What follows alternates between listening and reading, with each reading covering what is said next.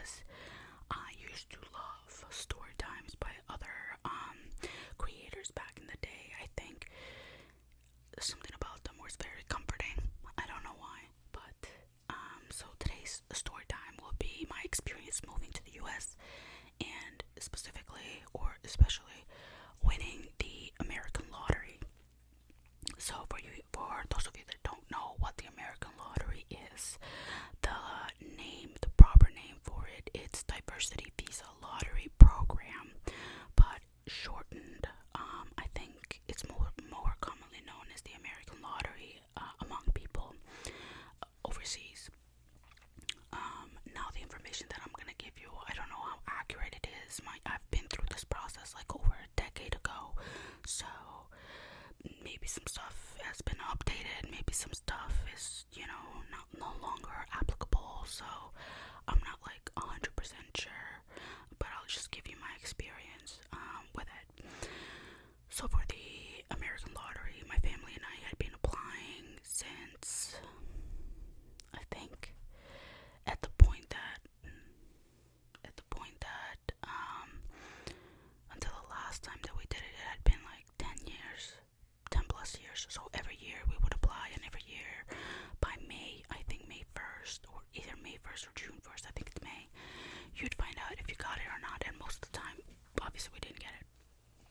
So, what does my cat is being extremely annoying today. So what does the process of applying look like? We did it through, I'm pretty sure, he was a lawyer that helped us fill out all the paperwork needed to apply for the lottery. And if I'm not mistaken, there's like a lot of paperwork that you have to fill out online. I think back in the day, I don't know, I was gonna say back in the day, maybe you filled it by hand and then you mailed it, but that doesn't sound right. I actually have no clue. But I remember every time we did it, we had to take like pictures for it as well at the office, and my parents would handle the paperwork, so I really don't know how much information you had to give at that point, but it's very detailed. And the last time we applied was 2013, and we applied as a family, and my brother applied on his own at that time. I think he was 19, and once you turn 18, I think you can apply by yourself and with your family. So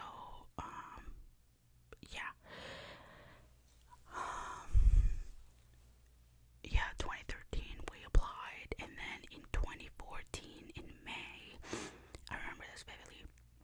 My mom and I were sitting in the living room and we were checking the applications. What we checked first was my brother's application, and usually when you search for it or when you check the application, most of the time, obviously depending on your luck, most of the time it's just one page that says you have not been selected.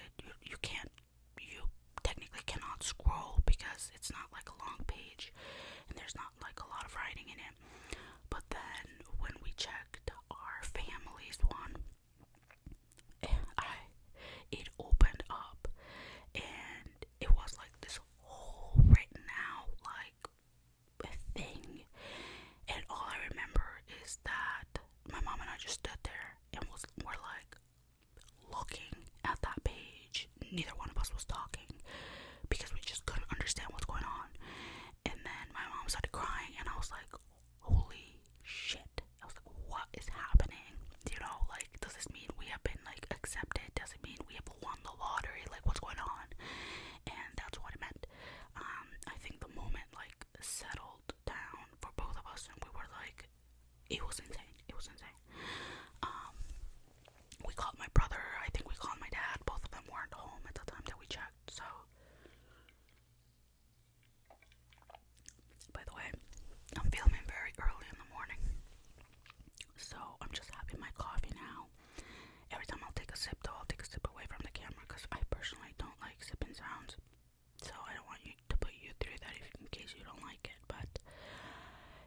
it was a mind-blowing moment. I to this day, I think I still remember vividly the whole, it felt like an eternity that we were just experiencing that moment. And this is where things start to pick up. So when you win the lottery, you get a number. You get basically a case number. And for those of you that don't know how the lottery works, so regardless of how many people apply, which is like, if you can imagine, like millions of people, because it's from all over the world, the entire world does it. If I'm not mistaken, only 250,000 people win it. But here's the caveat: that doesn't mean that all 250,000 people get a visa. Out of those 250,000 people, only 55,000 visas are given. So even if you won the lottery, it doesn't mean that you want a visa. And it just sounds insane, but that's just how it is. And I used to think it was 50,000, but I checked yesterday out of curiosity, and it's actually 55,000 visas. Your case number is extremely important because it will dictate your luck about whether you'll even get an interview, because not everybody gets an interview, as you can imagine, because there's only 55,000 visas, and there's like a lot of people that got like won the lottery. So our case number was really high. You have to sort of want a number that is really low, and by really low I really mean like from 1 to like 30,000, and 30,000 is like a lot. You're pushing it. Our number was like 44,000, something ridiculous. And the way that this process works is that each country does it very differently. So Albania, I'm only speaking from like Albania's standpoint. Albania, every month they will update this until which case number they were going to interview each month, so they could, streamline it. So for example, let's say I think interviews started in September. So in May you found out you won. In September they started doing the interviews in September. When you logged into whichever like website that you needed to check, it said we're interviewing up until 1,000. If your case number is like from 1 to 1,000, then you're being interviewed in September. So every month you would progress differently. So maybe in October, maybe it would have been up to 3,000, and then 10,000, and then 15,000, and so on. Okay. So you can imagine that 44,000, it's like quite a big number. And I mean, we all know how that story turns out.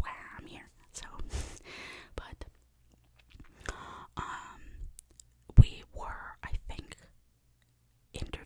we were interviewed during the last month that you could be interviewed, and up until that month we had no clue whether we were going to be interviewed or not, because like I said, it was a really big number.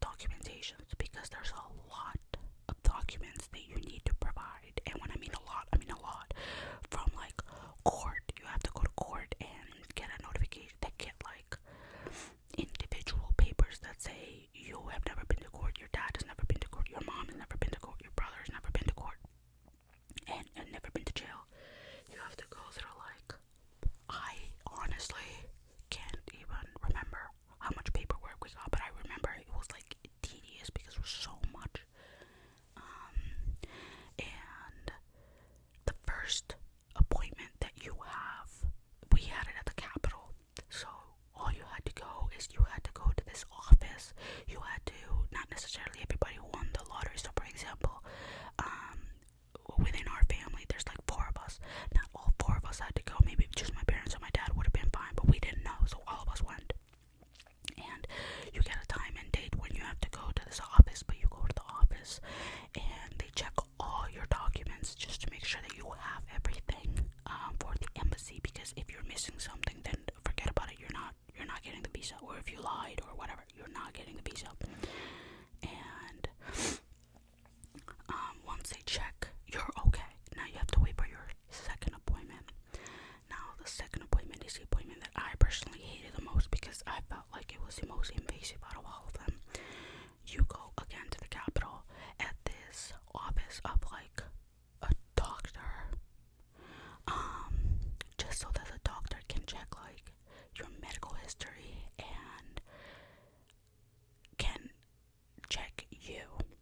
So what I mean by that is that, let's say you've had a surgery that you haven't reported and you have a scar from it. If the doctor sees the scar, then they have the right to question you, like, what's that scar? Where have you gotten it? Like, why have you not said anything, you know? So what goes on is that I think, and this was when we had this appointment, it was a really, if I'm not mistaken, an old white guy, you know, an old doctor. When we were at his office, I think my parents went first. So my dad went first and then my mom, to be looked at from this doctor. And but what I mean by be looked at means like stripped down, like naked, and spin in front of this doctor so he could examine like your whole body. At this time, I was either 16 or 17. Schmidt is coming. I don't know what he wants. Schmidt, move. Okay, you're gonna block the camera. I was really hoping I wouldn't have to do any editing. Okay, you know what? I'm gonna keep talking while he just does his own thing. So because I was a minor at the time, I didn't have to strip naked, which, you know, thank God. But I think I could keep my underwear, but I don't remember. This dude is insane. Okay, you're done. I don't remember if I had my bra on or not. I think I literally had to take my bra off, but I could keep my like panties on. I don't remember. Mind you, I was a minor. So my parents thankfully were in the room, and when he checked me out, he said to my mom to be next to him, you know, just for safety. But at the same time, it doesn't minimize the fact that he was still looking at me, you know, examining my body. So what happened was that I, at the time, had a self-harm scar, just one. This is like pretty large, on my thigh, and he saw that, and he was like, "What's that?" And I was like, "I hurt myself." And he was like, "How?" I was like, "I just fell." That's at least what I told my family at the time. I hadn't told them like, "Hey, I'm like hurting myself." But it was fine. At least it was fine. We passed that. So once you pass this ominous, weird appointment, what's next? It's the final and last stage, which is the embassy. Now, mind you, you are still not guaranteed a visa, so you could go through the first appointment, you can go through the second appointment, and once you get to the embassy, they can still deny you up until like the last point. Jesus, I remember this day vividly. It was still again at the Capitol, and there was a lot of families that came in and out that day, like a shit ton of people. And you could imagine, like, you could tell by the people's faces after they came out of the interview whether they got it or not, because you could just, obviously you can just tell, like, if they were excited they got it, if they weren't, like they were crying, then they did get a visa. And for the reason why you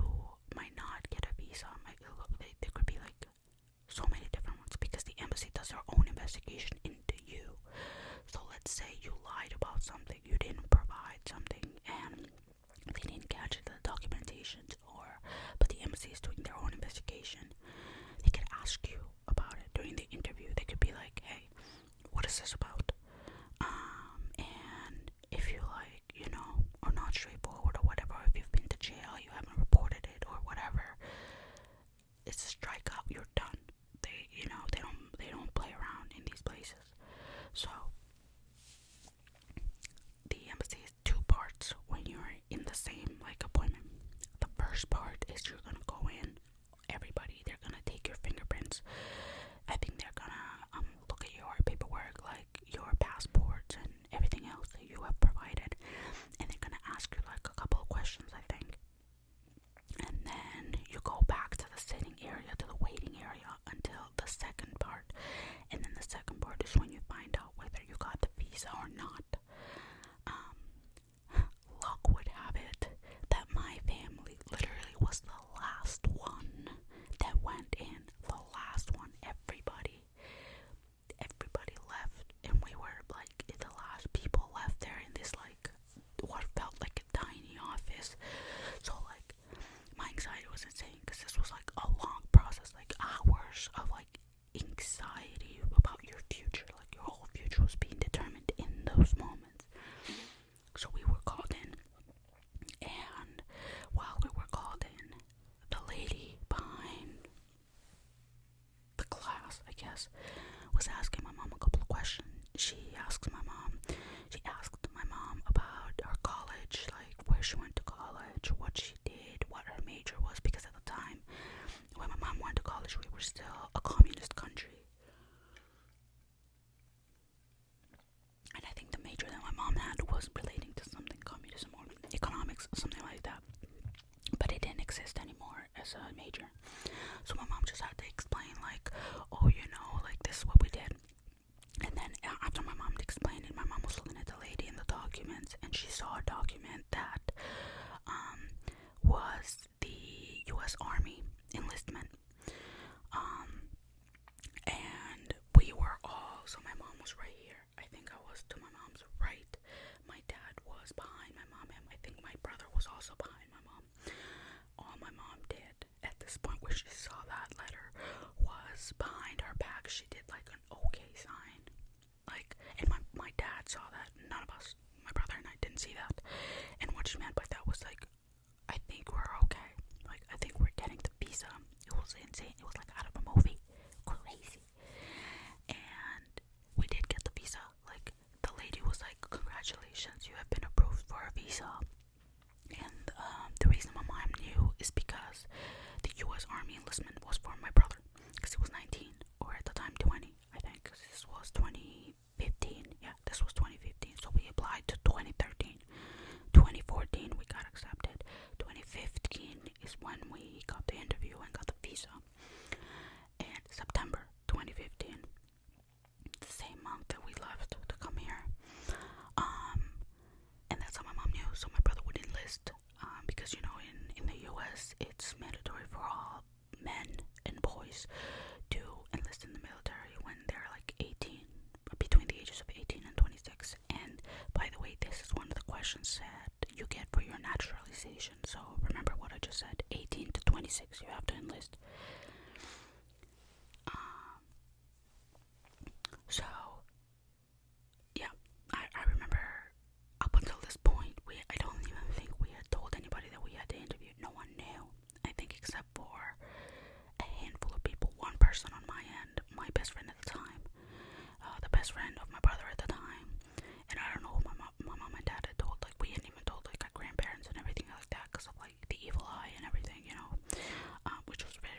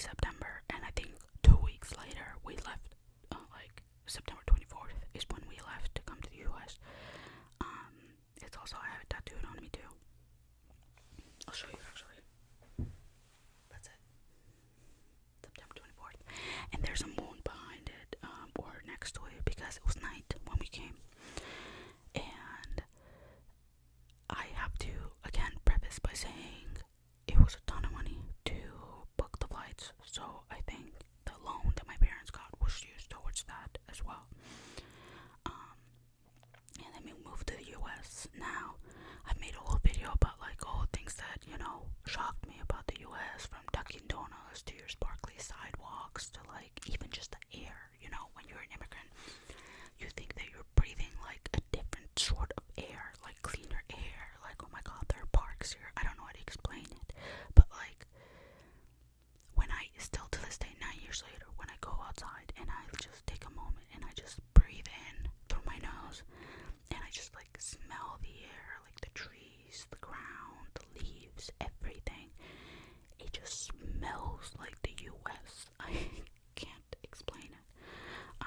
And I'm not even trying to romanticize it, because there's also different parts of the US where I moved. The state that I moved is a democratic state, so it's a blue state, which means it doesn't mean that there's no racist people, it doesn't mean that they're pro-immigrant, it doesn't mean any of that, but it means that at least you're a little bit safer. But if you move to other parts of the country and you don't look like me, you have a different skin color, you identify, you're not a cisgender person, or you're like part of the LGBTQ plus community, life can look extremely different. So I was extremely lucky to come to this state, and the reason why I came to this state is because my mom's side of the family was here, so my grandma was here, both my uncles were here, which all of them had gotten here from the American lottery, but they had won the American lottery in the year like 2000, crazy, so like, and then we moved here like 2015, so it had been like 15 years that they had lived here, and then all of a sudden we came. So once I moved to the US, mind you, the system in Albania is very different. So what I mean is that high school doesn't start in 9th grade, high school starts in 10th grade.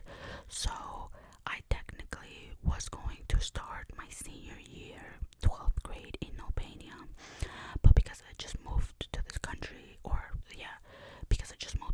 I didn't want to start my like senior year and have to deal with like the LSAT, or not the LSAT, the SATs, and we had a state exam that we had to do.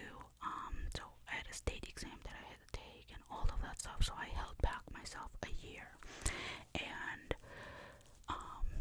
so when you come here and you are in high school and you are an immigrant, you have to pass this English proficiency test, and I don't even know how I like scheduled it and everything, but it's pretty like, honestly, if you know English, you're fine. There's just it's a very long test with very different parts, from like listening to writing to reading to all of that stuff to explaining stuff to someone, and then in the end you get to choose like which high schools you apply to, and that's where I was like choosing the high schools. And mind you, like, these high schools don't have to accept you. Like, there were certain high schools that were like, hey, you need like 2 letters of recommendation. I'm like, I just moved to this country, but who do you want a recommendation from? My mom and dad. And it was specifically written in those papers that like, you can't be recommended by your own parent. And I'm like, what the fuck do you want me to do?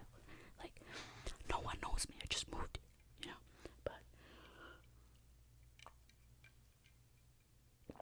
and you know what's funny? So I started school, I came here September 24th, and then I started school October,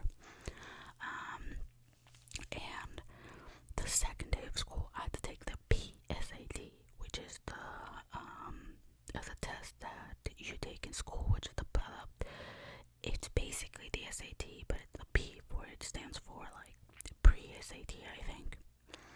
It's the determining, like, just a practice test. There you go, a practice SAT test, and it was just my second day being at the school. It was crazy, and the way that the school system worked was insane. So I had the same schedule every day, but the other schools in my state were differently. Like, they would rotate their schedule, but it was still the same every day, and mine was like the same every day. And I had dance as a class, and Arabic, and that's when I fell in love with Arabic. It's such a beautiful language. And I'm not gonna lie to you, the whole first year of being in the US, I don't want to dive too deeply into it because maybe I'll want to make a part 2, but it was extremely difficult because, as you can imagine, like, you move here, and I think a week later we got our social security numbers, which meant that we could work, and then I think like a month after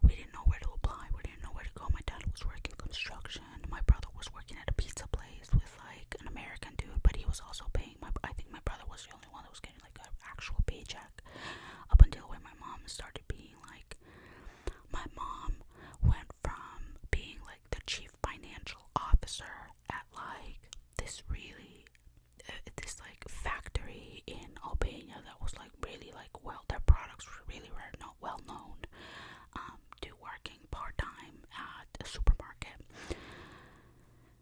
And I also worked part-time afterwards at the same supermarket for like a couple of years, and I hated my life, but it taught me, good things. That was my first job at 17, because I told myself that I would work, and I was diagnosed, with depression and anxiety afterwards, once everything settled. And there are certain great parts about coming here, but there are also extremely rough parts as well. The first year, it's probably the hardest year you're ever gonna experience, and honestly, I think it doesn't get easier until way later on. Life now feels okay, and I still don't feel like I belong here.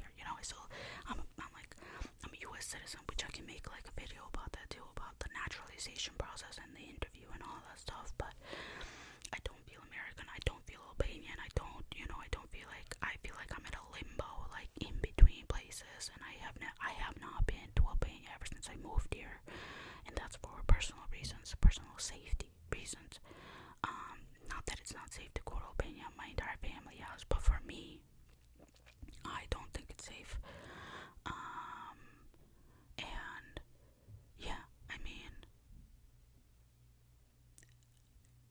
it's beautiful being here, but it was also one of the most painful things that I ever had to go through. And this is one of the things that I always told myself, is that you don't know yourself until you're put through things that you've never been through before. So I didn't know who I was until I moved here. I had no sense. I had some sense of personality and character and all that stuff, but it wasn't until I moved here that I was like, wow, I am capable of doing all this stuff. I'm capable of stepping up. And mind you, at the time, both my mom and my brother could speak English, but they are extremely shy people, and they were really afraid that someone would judge them for their English, which no one did. No one. But it was just, their own fear. So I had to step in and be the caretaker, and to this day I'm still the primary caretaker for everybody, set doctor's appointments, all of that stuff. So, and I'm the youngest, by the way. I have an older brother, because usually it's the older sibling that steps up, but no, I stepped up. And I'm not saying that I don't want to pat it in the back. I don't want oh my god, but I am curious. If you've moved to the US with the American lottery from other countries, was the process the same? Or if you've moved to other countries, if you moved to Canada, how was that? Or New Zealand or Australia or anywhere in Europe, Africa, anywhere, Asia. I'm naming all the continents now, and South America. There you go. Everybody's mentioned. But if you moved anywhere else, how is the process? Because I'm extremely curious, because I know it's obviously contrary to popular belief, it's really hard to come to this country. Extremely hard. So I just want to let me know, chat with me, yap with me. I hope you had fun. I hope this video was entertaining and interesting. I hope it's long enough. I can't see how long I've been yapping for. I'm gonna take one last sip of this.